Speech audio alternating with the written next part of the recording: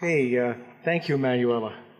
Well, I would just like to take the opportunity first to recognize the tremendous work and contribution that she's made to making this event possible.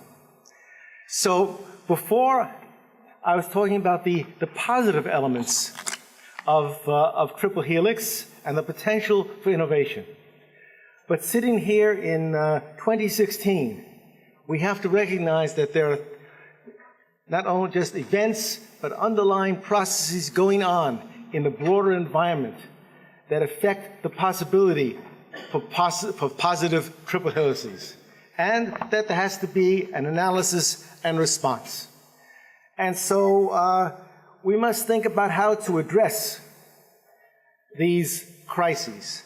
And it seemed that it was not just individual crises of, say, the economic downturn that started in 08 but has persisting effects, but also the rise of xenophobia, of fears of strange peoples, of wars that are persisting and creating turbulence around the world, of technologies that are overturning traditional systems of communication and preparing the ways possibly for new ones. So crises and opportunities.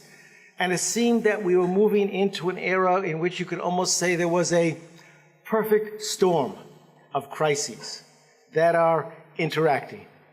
And we've already seen some of the effects of this. One reason that we're here today in Heidelberg, the original plan for the meeting was to be in Berlin in August. And why are we in Heidelberg in September? It was because the Swiss voters voted against accepting people from outside of Switzerland into Switzerland to work there in a free way, as had previously been the case. And in response, the European Union cut off the innovation funds. Well, the original organizer of the meeting, the Malik consulting firm, they were depending upon these innovation funds from the European Union in order to organize the conference. Well, so after the vote, they disappeared. And fortunately, good colleagues, Dr. Gebhardt, unfortunately can't be here, she had the contacts with the Helmholtz Foundation, the DKFZ, and they stepped in to the breach. So, a creative response to the crisis, and we're here. But there are many other crises, and we've seen not only that the Swiss event was not just an anomaly, but we've since had the vote in the UK, and we must recognize there's potential. We wouldn't like to see it, but there's potential for almost an avalanche of similar votes around Europe.